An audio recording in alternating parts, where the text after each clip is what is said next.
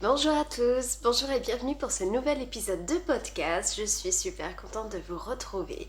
Alors moi c'est Stéphanie, pour ceux et celles qui ne me connaissent pas, bienvenue. Je suis Stéphanie, je vis sur Rennes et eh bien j'ai une chaîne YouTube dédiée au tricot, essentiellement au tricot et je tourne des podcasts à peu près tous les mois pour vous partager les avancées de mes différents projets. Donc bienvenue aux nouvelles personnes, aux nouveaux abonnés, bienvenue à toutes les personnes qui me suivent dernièrement depuis le début. Donc je me suis dit que j'allais tourner un épisode avant le festival des Bigoudelaines qui se tient ce week-end à Tex. Puisque après je sais que pas mal de choses vont s'enchaîner, donc je ne savais pas si j'allais pouvoir venir rapidement. Donc je profite de cet après-midi pour tourner et vous faire un petit point sur mes avancées projets. Comme par hasard aujourd'hui j'y pense, ce que je porte, eh bien pas de tricot aujourd'hui puisque ça y est, les chaleurs sont arrivées. Donc personnellement je supporte très bien la chaleur. Donc je suis très contente. Après, au-delà de la chaleur, c'est surtout le soleil qui a fait son apparition. Donc ça c'est chouette. C'est sûr que le point positif des températures moins chaudes et de pas trop de soleil, c'est qu'on porte les tricots toujours autant et on les fait tous tourner même si on est rendu au mois de mai. Alors que là c'est vrai que j'ai ressorti les robes, les jupes, donc quelques t-shirts également quand il commence à faire un peu trop lourd, mais j'ai toujours ma petite laine le matin notamment quand il fait un petit peu plus frais, voire le soir si besoin. Donc comme par hasard, oui j'ai dit comme par hasard parce que d'habitude pendant presque tous les podcasts soit j'oublie de vous présenter ce que je porte, soit je le dis tout à la fin, donc c'est pas que ça n'a plus de sens, mais bon c'est vrai que c'est mieux de le dire dès le départ. Donc bref, c'est parti. Alors c'est parti si vous le souhaitez. C'est vrai que je pense pas forcément à le dire à chaque fois, mais vous pouvez me retrouver sur les réseaux sociaux. Donc évidemment ici via YouTube, mais vous pouvez également me retrouver sur Instagram avec le même pseudo, donc Steph Knits. Et c'est tout. C'est tout. Je ne suis pas sur les autres réseaux sociaux, du moins, voilà, pas pour le moment. Donc, on commence. Je vais commencer par les projets terminés. Il y en a 2. La dernière fois, il y avait 3 en cours et j'en ai terminé 2. Je commence par peut-être le plus rapide, le projet que j'ai terminé, pas forcément le premier, mais qui a été le plus rapide à terminer, ce sont les chaussettes. Alors, donc, je vous ai montré déjà une chaussette lors du dernier podcast, donc cette fois, il y en a 2. Ce sont alors des chaussettes avec un patron maison, un patron que j'ai fait, moi-même. Hop, je regarde juste les côtes. Que j'ai fait moi-même, ou du moins grâce au livre Tricoter ses chaussettes, toutes les techniques. Donc avec un Turkish Caston, 56 mailles pour ma part, pour ma taille. Donc le pied avec un talon en rang raccourci, une tige et des côtes de 2 avec un rabattage à l'italienne. Si je vous les montre, c'est surtout pour vous montrer les très belles couleurs puisque je les ai tricotées dans les laines d'Arcoiris Yarn et plus précisément dans son club Laine of Throne. Donc le deuxième club, Laine of Throne, donc basé sur la série Game of Thrones pour ceux et celles qui ne connaîtraient pas. Donc Arcoiris Yarn organise un club Laine of Throne tous les 2 mois. Donc c'est-à-dire que tous les 2 mois nous avons un mood board à disposition avec 3 couleurs, quelques images, mais surtout 3 couleurs qui permettent d'illustrer ce que l'on va recevoir, ces surprises. Au choix, on peut sélectionner des goodies ou non. Donc soit on reçoit la laine que l'on a sélectionnée, donc avec la couleur surprise, on choisit la base de laine que l'on souhaite. Moi par exemple j'ai choisi le kit chaussette, ce qui veut dire que je reçois un écheveau de 100 grammes de sa base Dobby. Donc la base Dobby, c'est 85% mérinos et 15% nylon, avec le 20 grammes de la même base. Donc on a 100 grammes de coloris principal et 20 grammes de coloris contrastant. Donc ça c'est pour le kit chaussettes. Et c'est ce que je prends, c'est ce que j'ai pris pour chaque Lane of Throne. C'est ce que j'ai pris pour les... Oui, c'est ce que j'ai pris à chaque fois pour les Lane of Throne. Et donc voilà ce que ça donne. C'est vrai que j'ai jamais le temps de vous montrer les chevaux, puisque souvent je le monte directement. Je n'attends pas. Et là, donc, on voit vraiment tous les speckles.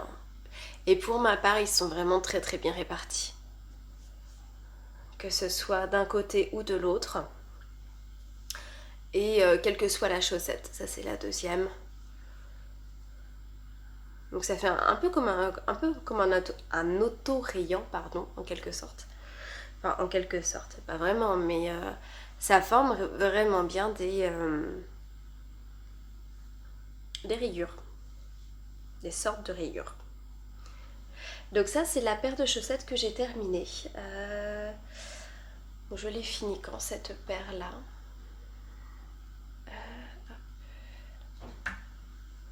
Je l'ai terminée le 30 mai, donc vraiment fin mai. Donc c'est vrai que j'aime bien avoir une paire de chaussettes en parallèle de gros projets. Même si là il commence à faire plus chaud, j'aime toujours tricoter des chaussettes. Donc je les ai pas encore portées pour le coup, puisque 30 mai, ensuite il a commencé à faire beau. Donc là j'ai sorti tout de suite les sandales. Donc je les ai pas encore portées. Mais elles sont propres, elles sont prêtes à être portées. Je vous ai peut-être passé le tout un petit peu vite. Hein. Hop, donc la pointe en Turkish Castan. Donc bah après voilà, le corps c'est tout droit, enfin le corps de la chaussette. Ici on voit bien le talon en rang raccourci. La tige toute droite également, que je fais toujours plus courte hein, que le pied. Et ensuite on voit bien les côtes de 2. Et j'ai fait donc un rabattage à l'italienne, voilà, ce qui fait que c'est bien élastique. Donc voilà pour le premier projet terminé, la paire de chaussettes, Lane of Throne. Et donc là, je vous ai même pas dit, le premier club de l'année, c'était la maison Stark. Et ici, c'est la maison Lannister, pour ceux qui ont regardé la série Game of Thrones. Et on devrait recevoir le 3e club ce mois-ci normalement. Et il s'agit du club Dothraki. De la maison Dothraki. Enfin la maison. On ne disait pas maison Dothraki, on disait les Dothraki. Et ça ce sera pour ce mois-ci. Donc je ne sais pas quand est-ce qu'on va les recevoir, parce que généralement donc Ludivine, l'inteinturière qui est derrière la marque Arcoiris Yarn, nous prévient via Instagram, voilà, je suis en train de teindre, ou ça part à partir de tel ou tel jour. Mais là en ce moment, donc elle sera... J'ai un gros doute sur le moment. Parce que j'allais vous dire qu'elle sera au Big Woodlands ce week-end. Mais là, du coup, je suis en train de me mettre moi-même le doute. Mais dans tous les cas, elle était en salon, dans un autre salon, un autre festival, il n'y a pas longtemps. Donc, voilà, quand c'est comme ça, il faut trouver également le temps de teindre les clubs. Donc voilà, elle nous préviendra de toute façon quand ce sera prêt à partir pour le club Dothraki. Donc voilà pour le premier projet terminé. Donc vous voyez, il me reste tout ça de laine. Donc là, très clairement, il me reste la moitié d'un écheveau de 100 grammes. Je peux me faire une deuxième paire de chaussettes. J'aurais pas assez du mini pour refaire le même contrastant. Mais en tout cas, là-dessus, j'ai largement de quoi faire. Le deuxième projet est terminé. Il s'agit d'un projet qui était absolument pas prévu, que j'ai monté... sur un coup de tête et qui est passé mais devant tous les autres projets. Il s'agit des Honey Bucket Bag de Petite Knit. Alors celui-là, vous avez dû le voir et le revoir. Je l'avais moi-même vu dans pas mal de podcasts, sur Instagram. J'avais beaucoup vu tourner. Je le trouvais très joli. Mais voilà, c'était pas forcément ma priorité. Donc là, je sais pas, ça m'a pris comme une envie, comme ça. Et je l'ai commencé... mi-mai, environ mi-mai. Et j'ai terminé toutes les finitions hier. Mais quand je dis toutes les finitions, je parle des finitions couture. Puisque le sac en lui-même, y compris avec les cordons, je l'ai fait, j'ai dû le faire en une semaine ou 10 jours à peu près. Mais donc, pour le plaisir de revoir, pour celles et ceux qui connaissent, ou pour découvrir pour ceux qui ne connaissent pas, le Honey Bucket Bag, donc c'est un design de petite knit et c'est un patron qui propose deux tailles. Moi j'ai fait la plus grande taille. Je n'ai pas suivi la préconisation de taille d'aiguille puisque petite knit préconise taille d'aiguille de, je sais plus, 2,5, mais vraiment des petites aiguilles. Moi j'ai pris des plus grosses aiguilles, je suis allée carrément en 3,75 en partant du principe que c'est un sac et je voulais pas qu'il soit trop petit parce que sur des photos je voyais vraiment des petits sacs et le but c'était de pouvoir mettre quelque chose dedans. Contrairement, je ne voulais pas forcément me faire un sac à projet tricot, je voulais plutôt me faire un joli sac à main. Donc j'ai fait la plus grande taille, j'ai utilisé les aiguilles 3,75. Donc pour ceux qui ne connaissent pas, on commence par la base et ça forme une très jolie étoile, j'aime beaucoup. Donc là on voit le point de départ, ensuite il y a des augmentations, ça forme cette étoile et ensuite on commence le point nid d'abeille en brioche. Ce que j'avais déjà tricoté du point nid d'abeille sur mon pull Daydreamer de Andrea Mori. C'est un pull, je vais vous mettre la photo d'ailleurs parce que c'est un très joli pull qui est tricoté en version crop, qui est tout en texture. Il y a du point nid d'abeille, il y a des torsades, il y a des noppes, c'est un point tout en texture, du coup qui demande du temps. Mais qui est vraiment un très beau projet, un très beau pull. Donc j'avais déjà tricoté le nid d'abeille, mais je le tricotais avec des aiguilles auxiliaires pour former en fait le nid d'abeille qui est un losange pour aller à gauche, à droite et ensuite revenir et repartir et ainsi de suite. Donc là, le point nid d'abeille se travaille sous forme de brioche. Donc là-dessus, moi et la brioche, on se connaît pas beaucoup, on va dire ça comme ça, on se connaît pas énormément. Donc au début,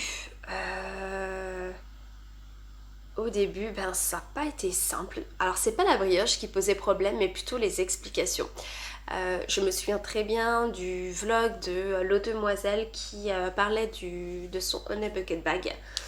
Et d'ailleurs je l'ai re-regardé parce que du coup j'étais à la recherche d'informations pour pouvoir commencer ce fameux nid d'abeille en brioche, où elle disait que Petite Knit ne mettait pas de vidéo, enfin que ça méritait une vidéo, très clairement, puisque on a 2 lignes d'explication pour le point.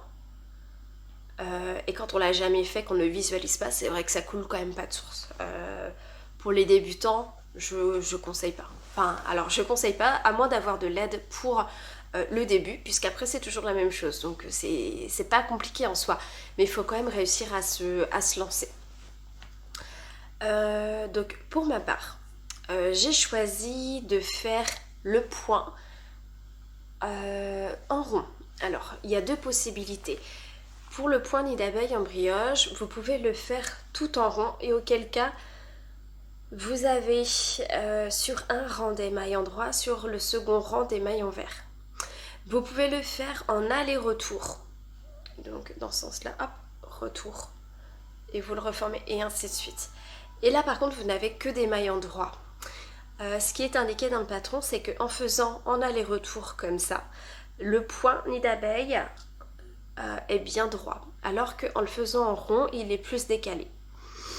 J'ai tenté de le faire en aller-retour, j'étais pas du tout à l'aise. J'étais absolument pas à l'aise. J'ai tout défait.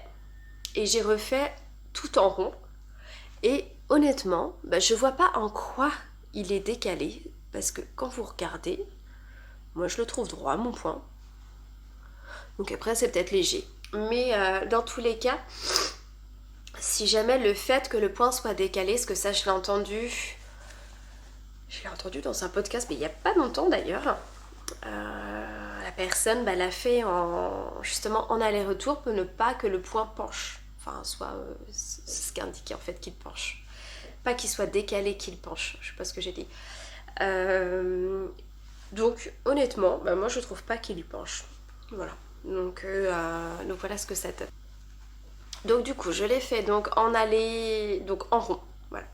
Je l'ai fait en rond, en continu. Donc, on va tout droit pendant un bon moment. D'ailleurs, on le voit tout de suite.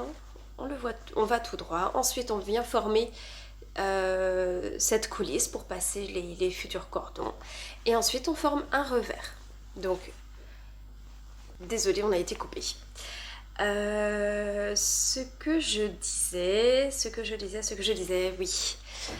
Donc on forme cette coulisse pour passer les futurs cordons et ensuite on a le fameux revers comme on l'appelle. Donc c'est-à-dire qu'on vient tricoter une partie du revers en poignée d'abeille et une autre partie en jersey. Donc là évidemment j'ai cousu la doublure. Donc en fait on le fait en 2 fois, c'est peut-être la difficulté après le poignet d'abeille, mais ça se fait très très bien. Donc ensuite on forme les cordons, on les passe et voilà ce que ça donne. Alors pour ma part j'ai tricoté ah oui c'est ça que je voulais vous montrer. Il y a le début de rang qui est visible et comme dit Petite Knit, c'est inévitable. Donc là vous le voyez bien, vous voyez la fameuse ligne tic tic tic tic tic, on la voit très très bien. Et ce qu'on voit bien par ici, c'est quelque chose par là. Attendez, je vais essayer de vous montrer. Hop, on voit beaucoup plus la ligne que le reste. Bon là très clairement je me suis plantée. Je me suis perdue à un moment dans le début de rang. Je me suis retrouvée avec une maille en trop, puis une maille en moins, enfin je sais plus ce que j'ai fait. Et je pense que c'était un jeté de début de rang qui, avec l'anneau marqueur de début de rang, s'est décalé sur la fin. Et c'est pour ça que je me suis retrouvée avec une maille en fin de rang qui n'allait pas. Donc du coup on voit un léger décalage ici. Mais franchement, voilà. Le sac n'est pas rigide et ne se porte pas forcément avec la marque visible ici. Donc ça ne me gêne pas du tout. Pour ma part, donc comme je vous le disais, je l'ai tricoté en aiguille 3,75. Le tout, je n'ai pas changé de taille d'aiguille, que ce soit pour la base ou le reste du corps du sac. Et je l'ai tricoté dans 2 laines. La première, c'est la laine de moute, dans sa base moute mermo. C'est un mélange de mérinos et de mohair dans un fil. Hop là. C'est un fil qui n'est pas retordu, un fil en single. J'aime beaucoup cette laine-là. Je l'ai tricoté pour mon pull nacre d'atelier Émilie. Donc là, c'est la couleur Miss Dindin. Donc c'est un très joli entre le beige et le camel.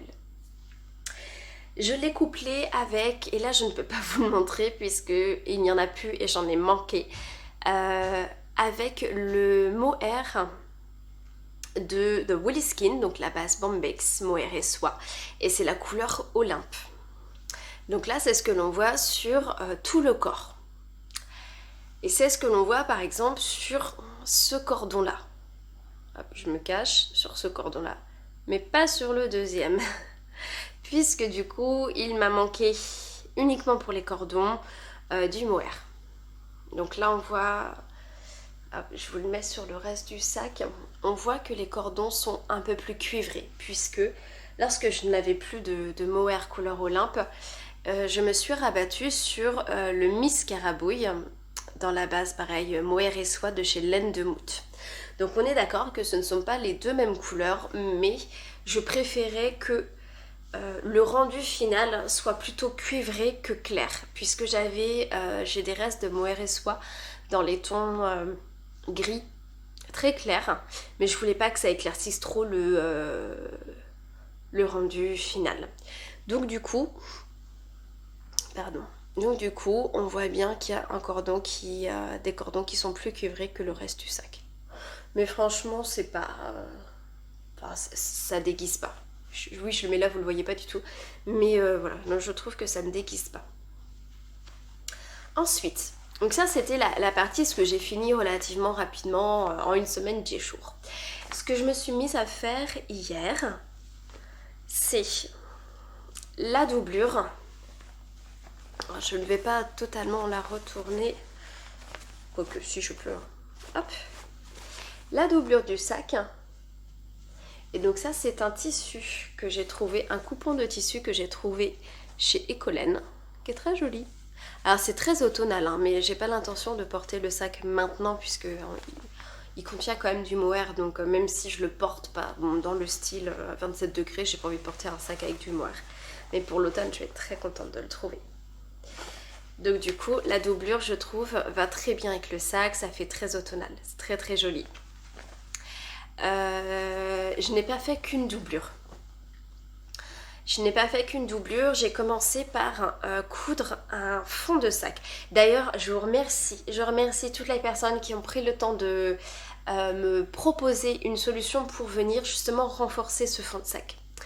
Puisque dans l'épisode précédent, je ne savais pas quoi mettre, je ne savais pas quoi utiliser pour renforcer le sac. Puisque ma problématique, c'est que lorsque je l'ai tricoté, je voyais bien, c'est normal, le fond de sac, c'est un tricot qui tombait. Et l'objectif, c'était surtout pas de mettre quelque chose de lourd, du style importable, et que ça fasse comme ça. Ça, je voulais pas, je trouve pas ça joli. Donc je voulais quelque chose qui renforce. Donc vous m'avez proposé du thermocollant, enfin des bases comme un peu le thermocollant pour venir renforcer, durcir un petit peu la base du sac. Et finalement, entre temps, j'étais allée, j'avais cherché sur internet directement, en même temps que vos messages, et je suis tombée sur des fonds de sac ronds en simili-cuir. J'en ai trouvé un de diamètre 17 cm. Voilà, parfait. Donc il faisait pile le diamètre du dessous de sac. Donc je l'ai cousu. Donc parce que je suis une couturière débutante, j'ai dû le faire plusieurs fois parce que j'ai commencé à le coudre évidemment par un côté, et plutôt que de mettre des points un peu partout pour bien le situer, j'ai commencé d'un côté, ce qui fait que ça faisait comme une bosse puisque c'était mal réparti tout simplement. J'avais dû trop tirer à certains endroits, ce qui fait qu'il y avait du lâche ici. J'ai dû tout défaire, j'ai dû positionner 4 points et après j'ai refixé, recousu entre les 4 points pour que ce soit bien réparti. Et du coup voilà, là c'est bien fixé. Donc ça c'est très bien. Ensuite j'ai attaqué la doublure. Donc dans le patron de Petite Knit, c'est très succinct. C'est-à-dire que si vous n'avez jamais cousu de votre vie, ça va pas être facile. Il faudra regarder des tutos. Bon après en soi c'est pas compliqué de coudre une doublure. C'est juste qu'il faut avoir une logique qui n'est pas toujours facile quand on n'est pas habitué à la couture. Puisqu'on travaille souvent endroit contre endroit, on retourne tout, il y a le sac qui va vers le bas, la doublure qui va vers le haut, tout est à l'envers, il faut laisser quand même une ouverture pour pouvoir le retourner, etc. Donc j'ai fait une première couture qui s'est avérée être un échec, puisque Petite Knit indique de faire une couture invisible. J'avais pas envie de coudre à la main, donc ce que j'ai fait, et ce que j'aurais pas dû faire, ce que j'ai fait, c'est que du coup j'ai cousu directement comme ça, et je me suis dit de toute façon j'ai acheté un fil de la même couleur de la laine, ça va pas être moche. Au contraire, on va avoir le petit fil, parfois je trouve ça joli d'avoir le rappel. Sauf que je me suis retrouvée avec une ligne, le fil en fait extérieur, et en soi je me suis dit oui on va voir le fil mais ça va pas être... c'est la même couleur donc ça va pas être moche. Sauf que ce qui était très moche c'est que ça formait une ligne pressuré en quelque sorte parce que ben là il y a quand même de l'épaisseur, on a mine de rien on a 2 couches de tricot en quelque sorte sur le revers, donc en fait ça faisait un truc molletonné, c'était juste moche. Donc là j'ai juste perdu bien du temps et j'ai dû tout faire au découvite. Donc j'ai tout défait et puis ben là j'ai pris mon mal à patience et j'ai cousu à la main. Comme c'était indiqué sur le patron finalement, j'ai bien fini par coudre à la main. Mais voilà, du coup je suis contente du résultat. Ce que j'ai vu par contre c'est que moi je l'ai cousu assez haut, la doublure. Puisque je regardais les personnes qui ont fait une doublure, généralement l'ont cousu plus bas. Ce qui fait que lorsqu'on ferme le sac, on ne voit pas la doublure. Moi, on la voit. Bon, après, moi, je la trouve jolie, donc ça ne me gêne pas. Et j'ai enfin terminé, puisque moi, je veux en faire un sac à main. J'ai enfin terminé par coudre. Hop. Coudre des anses. Donc, je vais vous montrer le bon côté. Donc là, j'ai relevé tout simplement 6 mailles. J'ai relevé 6 mailles. J'ai fait du jersey. Et j'ai relevé de nouveau 6 mailles ici. Et là, j'ai rabattu à 3 aiguilles. Je ne sais pas ce que ça va donner en termes de tenue dans le temps, de solidité. Je ne sais pas. C'est la première fois que je fais ça, donc j'ai tenté. On verra bien ce que ça donne. Après, je ne compte pas mettre 3 livres dedans non plus. Hein. Ça reste un sac à main, donc avec un portable, un porte-monnaie, un paquet de mouchoirs. Voilà, l'essentiel. Donc là, vous ne voyez que... Je sais même pas comment ça s'appelle. Donc les couturières sauront, ils sont en train de me le dire. Mais du coup, c'est un... Je sais pas, je vais rien dire, je sais pas. J'ai laissé ça puisque j'avais bel et bien acheté une bandoulière en simili-cuir. Mais en fait, elle est beaucoup trop longue. Je l'ai prise en 130 cm. Et en fait, il me faudrait tout simplement... alors, j'ai pas vu de 90 cm, mais 90 cm, ce serait l'idéal. Donc du coup, je la mets de côté. Hop, j'ai gardé donc juste les embouts là sur le sac. Et puis peut-être que ça me servira un autre jour. Donc là, je regarde tranquillement si je peux trouver une anse qui soit à la bonne taille. Et mon petit sac m'attend maintenant. Il est prêt. Et franchement, je suis très très contente du rendu. Je vous ai pas parlé des cordons, mais les cordons, bien entendu, on les fait à la fin, donc après le sac, enfin, vous pouvez les faire au début, mais normalement c'est à la fin. Et c'est tout simplement en I-cord. En I-cord, on fait un nœud au bout. Et on passe les 2 cordons tout autour du sac. Et puis voilà. Et ça se serre très facilement. Donc voilà pour mon Honey Bucket Bag de petite knit. Donc je suis très contente de ce projet terminé. Et c'est souvent le cas avec les projets un peu...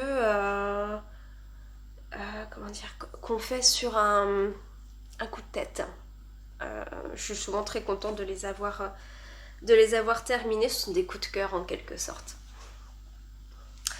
Donc voilà pour mes 2 projets terminés. Si je prends les en cours, donc là j'en ai plusieurs, j'en ai commencé d'autres puisque j'ai un en cours que je vous montre, je pense depuis... je sais pas... Alors un podcast, donc là ce serait la 2e fois sûre, mais je pense que ça doit être la 3e fois que je vous le montre. Alors, il s'agit du pull Chiaré de Luciane Tricotte. Et pull que moi je souhaite faire en t-shirt. Et voilà. Donc il avance, hein, il n'est pas au point mort, il avance. Mais je vous avoue que le jersey a raison de moi. J'avoue que j'avance pas vite parce que je suis en 3 mm. Et 3 mm, eh bien, le corps avance pas des masses. Donc pour me motiver, J'ai fait l'encolure puisque c'était l'idée de faire une encolure et des bordures avec une couleur contrastante. Donc pour rappel, le coloris principal, je vous le montre, c'est un coloris de Tricot et Stitch. Et c'est le coloris Mai Tai bleu. Donc c'est celui-ci. Dans l'idée, je voulais utiliser cette couleur contrastante de chez Célène, qui est dans un kit chaussette, pour faire l'encolure et faire les côtes. J'ai fait l'encolure, je voulais voir ce que ça donne, et ça ne me plaît pas. Je trouve que le vert n'est pas le bon vert en fait, tout simplement. Et là, je pense que vous serez pas mal à être d'accord, parce que en fait, on voit bien que ce n'est pas le bon vert qui ressort.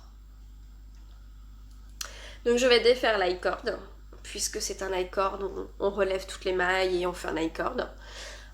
Voilà, tant pis, je vais le défaire et je referai avec la couleur principale. Puisque là, j'ai fait, vous voyez bien, hop, j'ai fait les côtes en couleur principale et je trouve ça très bien. Je vous montre la couleur de près parce que de loin, je trouve qu'il y a beaucoup de rose qui ressort.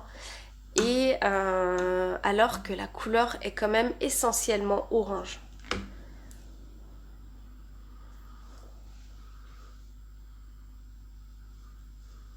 Donc là, j'en suis à mon deuxième écheveau.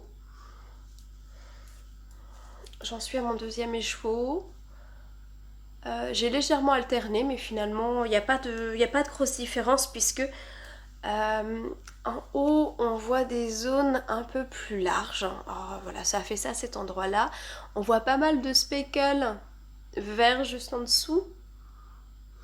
Et ensuite, il y en a de moins en moins. Vous voyez, là, c'est la bonne couleur. Enfin, de ce que je vois au retour écran, c'est la bonne couleur. Mais du coup, c'est pas dû à l'alternance, au changement des chevaux. C'est dû à l'écheveau même, en fait, qu'à des variations. Donc, il est très joli, hein. Mais j'avoue que là, le jersey me motive pas des masses, quoi. Donc depuis la dernière fois, bon bah ça ressemble plus à quelque chose puisque la dernière fois il n'y avait pas les manches, il n'y avait pas l'encolure. Donc quand c'est comme ça, il y a tout qui roulotte. Mais voilà, là on est bien sur des manches montées. Donc on vient relever toutes les mailles. Et puis là j'ai tenté de mesurer pour voir. Alors je l'ai essayé pour voir où ça m'arrivait. Je voulais que ça m'arrive en fait à peu près ici. Je voulais pas que ce soit trop court. Et j'ai fait tranquillement. Donc là, ce sont des côtes 1-1 semi-torse. Et j'ai fait un rabattage à l'italienne, voilà, pour ne pas être serré dans la manche. Donc je n'ai pas respecté, parce que normalement, il y a plus de rangs de côtes semi-torse. Du coup, j'ai pas respecté ça, puisque sur des manches, je trouve ça plus joli. Mais voilà, sur des manches courtes de t-shirt, je trouvais pas ça forcément idéal. Donc voilà, je l'avance tranquillement. Voilà, il sera fini quand il sera fini, hein. C'est pas bien grave. Donc il me reste tout ça du second écheveau. Donc voilà, et c'est pour ça aussi que je voulais faire les manches et l'encolure. Et c'est pour ça que l'encolure, je vais peut-être pas attendre de finir le corps. Sauf si je vois que je suis large en laine, mais c'est aussi pour être sûre d'avoir une longueur de corps, enfin d'avoir assez de laine, puisque j'avais que 2 écheveaux, et pour rappel, donc c'est du 400 mètres pour 100 grammes, donc là on est sur une base fingering, mais je me dis que si jamais, oui, bon, j'ai fait un demi-échantillon, donc oui, je vais pas récupérer beaucoup de laine là-dessus. Donc ça c'est l'encours que je vous ai montré la dernière fois, il s'agit du pull Chiare de Lucienne Tricotte. Donc après pour ce qui est du patron, il est très bien expliqué, il n'y a pas aucune question se pose, j'ai rencontré aucune difficulté. Donc le patron est top, il n'y a pas de souci là-dessus. Ensuite, vu que j'avançais pas des masses sur le pull Chiare, j'avais envie de faire autre chose. J'ai décidé de monter le gilet Saiga de Folie Ordinaire. Donc ce patron, je l'ai dans ma bibliothèque depuis je dirais bien 2 ans, tout simplement parce que, même plus que ça, j'avais acheté de la laine, je me souviens c'était de la laine vilaine, pas si bonne poire. Donc c'était sur une base BFL. J'avais acheté 2 écheveaux, donc c'est de la fingering, donc 400 mètres pour 100 grammes. Et normalement 2 écheveaux ça passe. J'avais commandé cette laine pour le gilet Saigai, finalement j'avais fait un autre projet avec. Donc j'avais toujours le patron dans ma bibliothèque et puis j'avais laissé du coup le projet en stand-by. Donc là je l'ai monté. Donc je vais vous mettre à son une photo du gilet Saigai pour les personnes qui ne connaissent pas. Et donc là j'en suis à un tout début de gilet puisque là on voit on voit l'encolure qui se dessine ici avec le début des motifs. Hop. Donc là c'est vraiment le tout début, voilà. Je comprends que vous voyez pas grand chose. Mais je l'ai commencé avant-hier soir. J'ai eu quelques questions, donc Mylène m'a répondu directement sur la première question. Et là j'en ai une nouvelle. Donc Mylène est au Bigou de Laine ce week-end, donc si je peux, j'irai la voir en direct, tout simplement. C'est un gilet qui est très joli. Qui est très joli par sa dentelle en fait, sa dentelle raglan et qui se poursuit en fait le long du corps. Et donc moi j'ai décidé de faire la version gilet. Tout simplement parce que j'ai déjà des pulls crop, j'en ai déjà. Là je préfère avoir un gilet tout simplement. Avoir un gilet. Qu'est-ce que je peux vous dire sur ce gilet?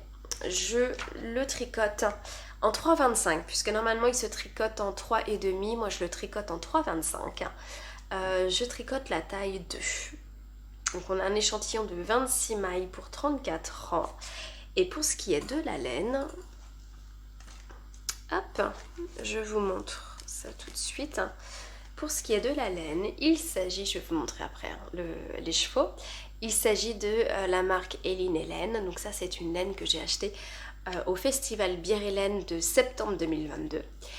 Et donc il s'agit de sa base Maya Fingering, donc c'est du bébé alpaga soit cachemire. Donc là ça faisait un moment que j'avais pas tricoté cette base là, tout simplement parce que c'est une base qui est très précieuse et c'est la couleur poussière de joie. C'est une base qui est très précieuse, donc forcément qui est pas donnée. Donc moi je sais que j'avais pris 2 écheveaux. C'était un pur craquage, j'avais absolument pas besoin de cette laine. Mais comme souvent au salon, parce que je ne fais pas forcément de liste, pardon pour le bruit, je ne fais pas de liste de projets, d'envies que j'ai. J'y vais un peu à la one again et puis j'achète ce qui me fait plaisir. Dans la limite de ce que je peux acheter évidemment, mais je fonctionne comme ça. Alors, des personnes qui ne comprennent pas parce qu'il faut une limite, parce qu'il faut des projets, parce que sinon on a envie de tout acheter. Oui certes, bon après j'ai quand même une conscience, donc je sais m'arrêter quand il faut. Voilà ce que ça donne, poussière de joie. Donc c'est un rose, c'est un rose mais qui a des nuances beige, qui a des nuances grises. Des nuances grises qui peuvent tirer sur le violet, qui peuvent tirer un petit peu sur du jaune pêche. Enfin, il y a beaucoup de nuances, et c'est pour ça que j'avais aimé cette couleur parce que moi je suis pas très rose. Et voilà les 2 écheveaux, voilà, qui sont, il n'y a pas de grosse différence je trouve de couleur. Voilà, donc forcément très doux. Très doux. Et puis là on est sur un tricot qui est très rythmé. Puisque alors moi j'ai fait le choix de mettre des marqueurs. Le patron n'indique pas de marqueurs, ça c'est moi qui ai choisi de les mettre. Et c'est en partie les marqueurs qui m'ont induit, enfin qui ont soulevé des questions, qui m'ont induit en erreur. Donc voilà, après Mylène a su me répondre, donc là-dessus voilà, il n'y a pas de... Il n'y a pas de souci, il n'y a pas de problème vis-à-vis du patron. J'ai juste quand même quelques questions. Et après Mylène m'expliquait que... Alors, je vais être plus claire sinon vous n'allez pas comprendre. J'ai mis des marqueurs pour répéter en fait les zones de texture. les zones de torsade. Le patron n'en indique pas. Ce qui fait que au niveau de la grille, on voit qu'il y a des mailles qui sont absentes. C'est-à-dire par exemple le rang 1, on va trouver, je sais pas, moi je dis 19 mailles. Le rang 2 aussi. Le rang 3, on passe à 20 mailles. Sachant que dans les 2 premiers rangs, il n'y a pas d'augmentation. Donc du coup, c'est là que je comprenais pas. Donc c'était l'inverse, c'était des diminutions, enfin on diminuait. Mais du coup, sur le patron, ça fait la grille fait ça. Donc c'est comme si en fait il y avait une partie d'augmentation, une partie de diminution, sauf qu'il n'y en a pas. Et Mylène m'expliquait que pour avoir un point beaucoup plus régulier, enfin que ce soit beaucoup plus esthétique dans le rendu, il y avait un décalage. Et en fait, ces mailles qui étaient présentes ou absentes, en fait on les récupérait entre ces marqueurs, entre ces zones de texture en fait, ces zones de motifs, pour avoir justement un plus joli rendu. Et que la question s'était posée justement pas mal durant le test du Saiga, marqueur ou pas marqueur, et est-ce qu'on explique pourquoi. Mylène m'a dit que elle a fait le choix de ne pas expliquer ce pourquoi dans le patron pour ne pas induire en erreur. Parce que ça pourrait compliquer le patron. Donc je comprends, je vois tout à fait ce que veut dire Mylène, il n'y a pas de souci. Après, c'est vrai que moi, du coup, ça m'a bloqué parce que je vois qu'il y a une maille en moins, mais je comprends pas comment elle est en moins. Et parce que moi, du coup, j'ai posé des marqueurs, mais qui ne sont pas censés être là, forcément, oui, ça m'a posé une difficulté. Donc là, j'ai poursuivi. Et j'ai de nouveau une question parce que, pareil, là dans le patron, avant d'aller tout droit, donc avant d'avoir tout compris, de pouvoir aller tout droit, il y a pareil une maille qui est considérée en moins d'un rang à un autre, sachant qu'on est censé avoir le même nombre de mailles. Donc là-dessus, voilà, Mylène n'a pas eu le temps de me répondre encore, c'est normal, hein, je viens de lui poser la question. Mais j'irai la voir au Bigoudland pour savoir si c'est une incompréhension de ma part ou ce qui est sûrement le cas parce que le gilet a été le gilet et le pull ont été tricotés voilà depuis un moment. Ils sont sortis en 2019-20. Ça fait quand même quelques années qu'ils sont sortis. Peut-être pas tant que ça. Bon bref, peu importe. Mais ça a quand même été sorti depuis un petit moment, donc depuis il y a eu des versions, il y a eu pas mal de versions, donc voilà. Donc là-dessus, j'attends d'avoir l'info, je suis pas à ça près, et j'ai pas envie de défaire, donc je préfère attendre. Puisque quand on se précipite, c'est le meilleur moyen oui, d'avoir le sentiment d'avancer pour au final défaire tout ça et reculer. Sachant que là on est dans des rangs raccourcis, il y a du motif, il y a de la texture, c'est pas plus confortable de tout défaire. Donc voilà pour le début du gilet Saiga de Folie Ordinaire avec les laines de Eline Hélène. Le deuxième cast-on c'était hier soir tout simplement. Hier soir j'ai eu envie, parce que du coup je suis en pause dans l'attente de cette réponse là. J'ai monté une paire de chaussettes. Alors, même s'il fait 28-29 degrés, j'ai eu envie de monter une paire de chaussettes. Et j'avais envie de toute façon de tester cette laine à speckle que j'ai dans mon stage depuis... ça doit faire un an je pense. Donc là il s'agit de la marque Kremke, une Kremke Soul Wool. Il s'agit de la base Lazy Lion et c'est une laine, alors parce que Kremke c'est une marque industrielle, mais ces laines sont teintes à la main. Donc là on est sur une base 75% laine, 25% nylon. Donc là il n'y a pas de mérinos, on est vraiment sur une base de laine. Et là on n'est pas sur du 85-15 mais sur du 75-25. 420 grammes pour 100 grammes. Donc là j'ai monté cette fois un patron que j'ai repéré depuis un moment sur Insta. Il s'agit du patron Cray d'Emma Duché.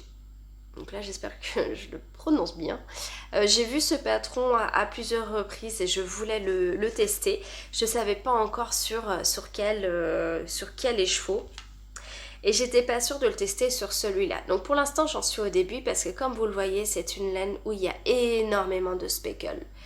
C'est ce qui définit en fait les chevaux, hein, les speckles des speckles. Là vous voyez plutôt bien la couleur. Donc c'est quand même très chargé en speckles. Et l'inconvénient de ces écheveaux qui sont très chargés en speckles, c'est que il est parfois difficile de voir de la dentelle et de la texture. Donc j'ai hésité. Est-ce que je choisis un patron parce que payer ce patron, je sais que je pourrais le réutiliser pour une autre laine, c'est pas le problème. Mais est-ce que je m'embête à suivre un patron alors que on ne verra rien dessus? C'était un petit peu la question que je me posais. Et voilà, donc j'ai testé quand même. Et je pense que ça va aller, on va le voir. Parce que ça m'est déjà arrivé pour le vendredi dentelle, le patron vendredi dentelle du livre Tricoter ses chaussettes, toutes les techniques. Je l'avais initialement monté dans une laine à speckle très speckle, un peu comme celui-là, mais dans des tons verts. Et en fait, on voyait absolument pas la dentelle. Donc au bout d'un moment, j'ai tout défait et j'ai changé de laine. Donc là, voici mon début. Donc c'est un montage par la tige. Donc là, on est sur 4 cm de côte 1-1. Donc des côtes simples, hein, pas des côtes semi-torse. Et là, normalement, vous voyez le début du motif. Donc évidemment, il n'y a pas grand-chose de fait. Mais là, on voit bien les lignes. Hop, si je tourne, on voit que ça forme comme des triangles. C'est léger, mais en même temps, c'est le début. Et je trouve que, enfin moi en tout cas,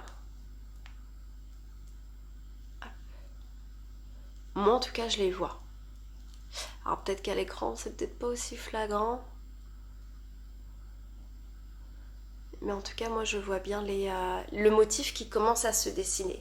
Bon évidemment, hein, si dans 3 cm, je trouve que ça n'en vaut pas la peine, je défais. Mais là c'est vrai que les dernières chaussettes que j'ai faites, alors si on compte pas la paire que j'ai défaite, les 2 dernières paires, donc c'était les clubs Lane of Throne, donc j'ai fait du jersey. Donc pour bien mettre en valeur les speckles, et je regrette pas du tout, c'est très joli. Et là du coup j'avais envie de changer un petit peu parce que d'une, faire toujours la même chose, bon c'est chiant. Et puis même, je sais pas, j'ai envie de changer un petit peu pour avoir le choix parmi mes paires de chaussettes. Et je voulais alors tester cette laine parce que je l'ai depuis un moment, parce que évidemment je la trouve jolie. Et en fait quand je lave mes chaussettes, je me rends compte que la palette qu'il y a dans toutes mes chaussettes, il n'y a pas beaucoup de couleurs très chaudes, du moins qui tournent vers le jaune, vers le orange. J'ai davantage de vert, j'ai quand même du bleu, j'ai un peu de rose. Mais je sais pas, je trouve que je ne me retrouve pas dans cette couleur. Alors pourtant j'aime les couleurs que j'ai choisies, mais à force de me dire de faire attention à ne pas acheter systématiquement du orange, pour ne pas avoir toujours la même chose, finalement par exemple dans mes chaussettes il y en a pas du tout. Donc là je sais que au festival par exemple, là si je vois un kit chaussettes super orange, là je peux y aller. Même s'il y en a 2, je pourrais prendre les 2 sans problème. Parce que finalement dans les chaussettes j'en ai absolument pas. Donc voilà pour le début, le tout début de mes chaussettes Cray. Donc là sur ce patron il y a 3 tailles de proposées.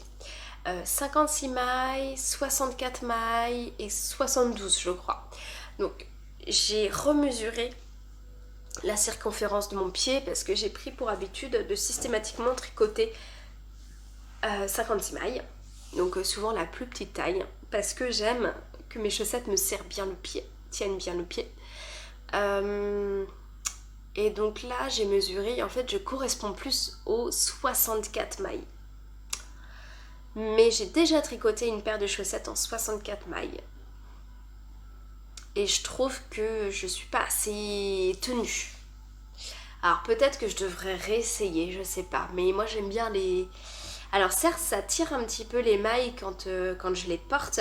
Mais en même temps, la chaussette se détend dans la journée. Donc je préfère tricoter plus serré, que ça me tienne bien le pied, plutôt que tricoter une chaussette trop grande et finalement, à moins de l'avoir dans la chaussure pour que ça tienne, bah, je marche avec et ça glisse. Ça, c'est un truc qui m'agace, je supporte pas. Donc du coup, j'ai conservé la taille 1, 56 mailles. Voilà. Je pense pas que la texture va resserrer beaucoup la chaussette. Je sais pas, bon, on verra. Mais je ne pense pas. Donc voilà pour mes projets en cours. Projet à venir, je n'en parle pas, on verra ça plus tard. Là, ce qui arrive, eh bien, c'est le départ pour Tex ce week-end. Donc Tex, c'est le festival des Picots de laine. Donc là, j'ai hâte parce qu'il va y avoir du monde. Pas uniquement côté teinturière, mais vraiment côté participants, que ce soit des podcasteuses qui disent justement qu'elles seront présentes là-bas. Même en échangeant forcément autour de moi, il va y avoir du monde, au moins tricoteurs, tricoteuses bretons. Forcément, un festival à proximité, on en profite. Donc moi pour ma part j'y serai le samedi et on en profite pour, comme l'an dernier, pour partir en week-end tous les trois. Donc cette fois je serai seule, je ne serai pas avec mon compagnon et ma fille, puisque ça avait été un petit peu long pour eux l'an dernier. Et puis bah, quand c'est long pour eux, du coup toi tu essaies de faire en sorte à pas trop prendre de temps, alors que par exemple au festival de l'écheveau des mers à Saint-Brévin, donc le dernier que j'ai fait la fin mars, ce que j'ai vraiment kiffé, c'est d'y passer la journée avec les filles à tricoter. Et puis tu te lèves, tu refais un tour parmi les stands, et puis tu retournes. Après les filles font pareil, etc. Et style de rien, elles reviennent avec 3 écheveaux, le truc improbable. Et juste de pouvoir échanger avec les gens, de pouvoir se prendre un thé, de se poser, juste prendre son temps en fait. Juste prendre son temps, ça c'est ce que je préfère. Voilà, tout simplement. Donc voilà, donc j'ai hâte d'être à... Bon, déjà demain, parce que déjà on va partir dès demain, donc j'ai vraiment hâte d'être à ce week-end. Donc ben voilà pour aujourd'hui. Je pense vous retrouver vers soit début mi-juillet, par là, peut-être mi-juillet, puisque fin juin je vais rendre visite à ma petite sœur qui est en Corse, histoire de... Ben, on se voit pas souvent du fait de la distance, donc je vais passer une petite semaine là-bas avec Louisa. Pour profiter de ma soeur et de ma petite nièce qui a eu 1 an. Donc les cousines de 1 et 3 ans se retrouvent et puis profitent l'une de l'autre, parce que les photos ça fait pas tout, hein. Donc du coup une petite semaine là-bas, donc je pense que je reviendrai vous voir tranquillement à mon retour de Corse. Je vous ferai un point sur les bigots de laine. Et puis sur les projets, peut-être qu'il y aura encore des projets terminés mi-juillet. Donc voilà, je vous embrasse et j'espère que cet épisode vous a plu. Je vous laisse le soin de déposer un petit commentaire si vous le souhaitez. N'hésitez pas à passer me voir au Bigots de laine si vous en avez envie, si vous y êtes. Et puis je vous remercie toujours d'être là, ça me fait toujours très plaisir de pouvoir échanger, face caméra, mais ne serait-ce qu'à l'écrit, et de vous rencontrer notamment à l'occasion de festival. Mais en tout cas, un grand merci à vous d'être là et d'être à la fin de cet épisode si vous y êtes toujours, et je vous dis à très bientôt. À plus.